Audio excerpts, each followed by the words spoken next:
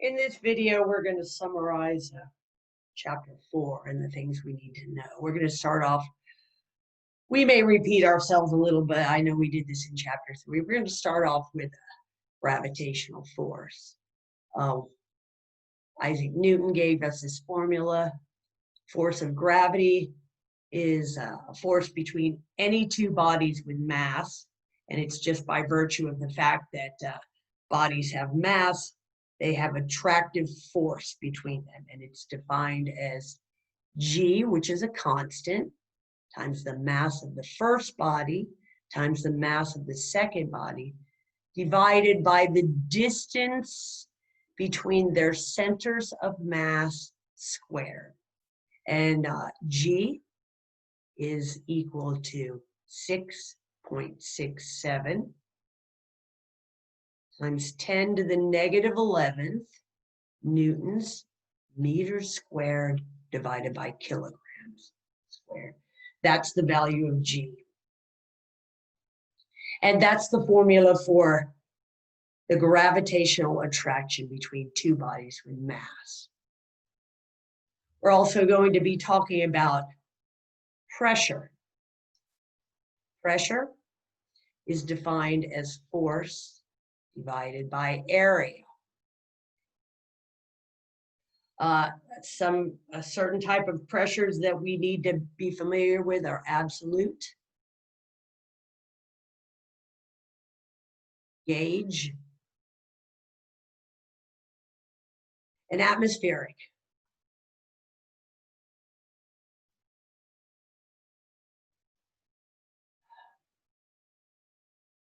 Pressure has the units of pascals. That's the SI unit. We often do problems with pressure in a PSI, which is pounds per square inch. Oftentimes we do it in feet per square inch. All right, absolute pressure. Well, first of all, we need to know what atmospheric is. Atmospheric pressure is the weight of the air above the surface of Earth at sea level. And it has a value of 14.7 psi. So that's the pressure that we're all used to as we walk around on the surface of Earth, exerted on us by our atmosphere. It has a value of 14.7 psi. Absolute pressure is the pressure of an object in which does not include the atmospheric pressure. So gauge pressure does. All right, gauge pressure includes the atmospheric pressure.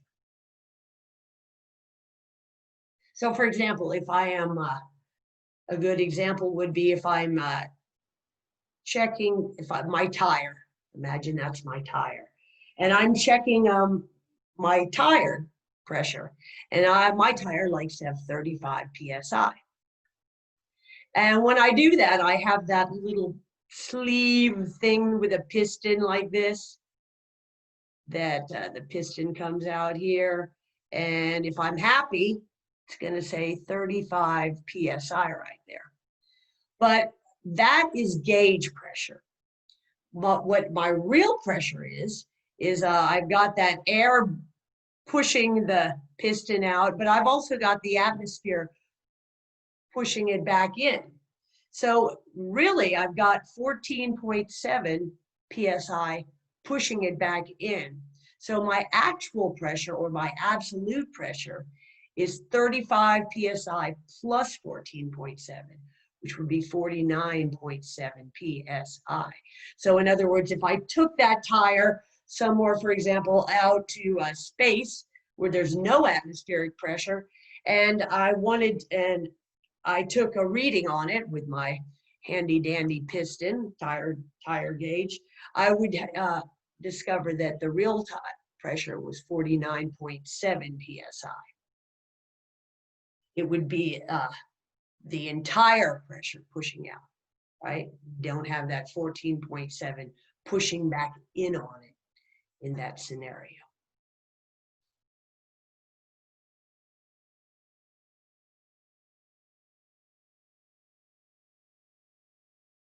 All right, we want to know the states of matter. Our states of matter are solid, liquid, gas, and plasma. A solid has a definite shape, and it does not deform to the shape of the container, and it doesn't change shape unless a force is applied. A liquid it has a definite boundary. Definite.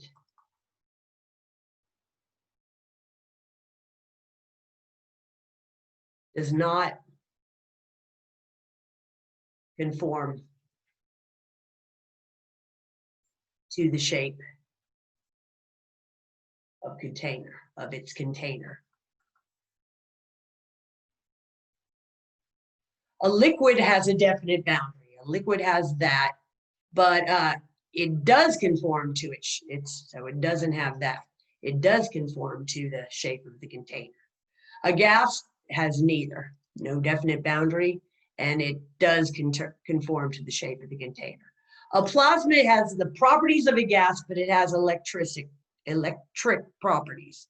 So plasma has the same properties of a gas, so it does not have a definite boundary, and it does conform to the shape of the container, and it has electric properties.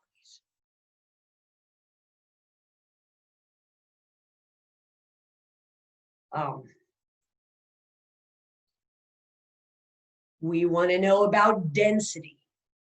Density is defined as mass divided by volume. That's mass density. We also have a density, this is rho. We also have another one indicated by gamma, which we define as weight over volume, or rho times G, or mg over V. We're going to be using these two quantities to solve a lot of problems.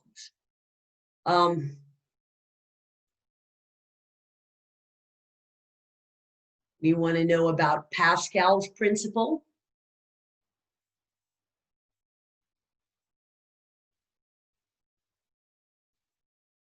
Which tells us that when a fluid could be a gas. Fluids are defined as a gas or a liquid.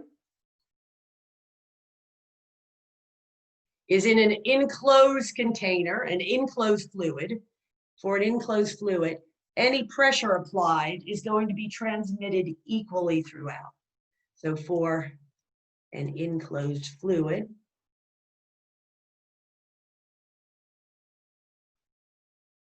pressures applied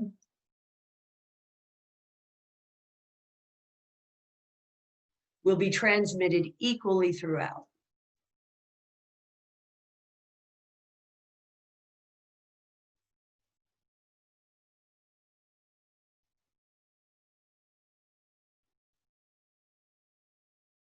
All right, and we use this a lot to maximize our force.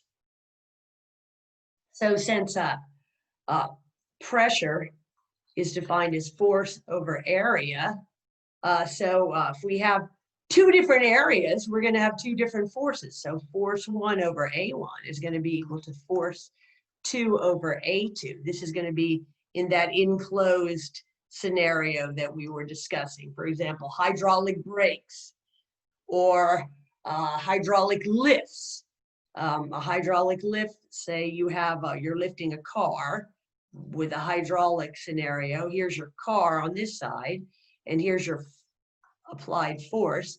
So if I have this little area here as opposed to this little area, I apply a force to my fluid, I'm going to get a much bigger force out on this area.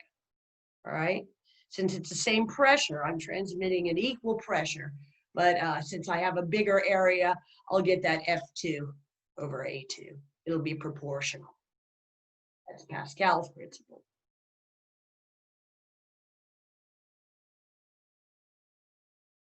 Bernoulli's principle.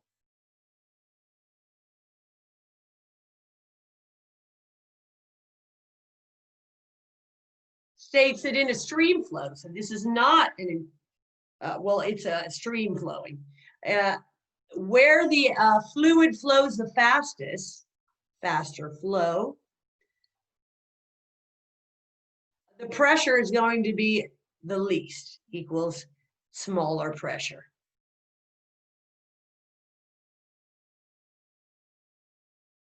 And this comes to play when we're talking about lift in aviation. So let's say we have a typical airfoil. Here's an airfoil.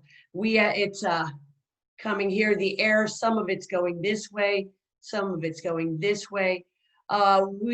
Nature abhors a vacuum, so it's going to want to meet back here. And since it's got to cover more ground here, it's got to go faster. Thus, lower pressure here, low pressure here, higher pressure here, lifting the wing of the plane and giving the plane lift. So it comes to play in aviation.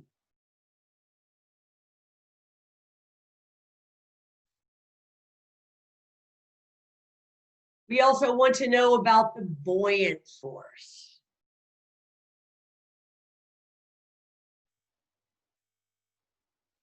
And that is the force of an object submerged in a fluid. The fluid could be a liquid or it could be a gas. And by definition, the buoyant force is equal to the weight of the displaced fluid.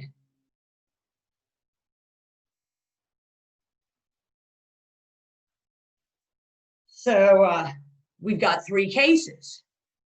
Case one, force buoyant is greater than the weight of the object, and the object rises. So if for example, a hot air balloon operates in this manner. A hot air balloon, the air inside the balloon is hotter than the ambient air. It's less dense, so it's lighter than the ambient air, and the balloon rises. If you've ever ridden in one, you know, in order to get it to go higher, they give it a shot of heat, right?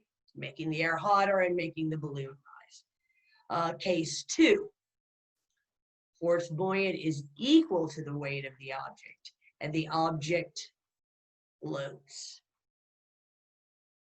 And this is any ship that you see, any boat, any floating vessel.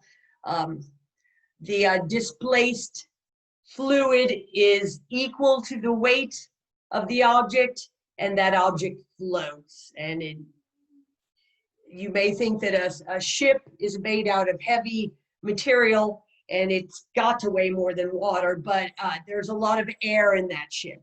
So overall, the weight is of the object is going to be equal to that displaced fluid. What happens if you put more people on it or more payload on it? It sinks a little bit lower into the water, displacing more fluid, which increases the buoyant force. Okay, so that's case two. Case three is going to be the force buoyant is less than the weight of the object, and the object sinks. And this you can see if you put a rock in water or a piece of metal in water, it's going to sink. That's the force buoyant.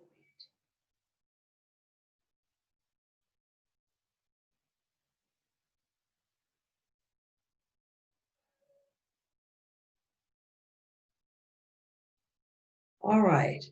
And with all this, we'll be able to solve the problems on worksheet 4.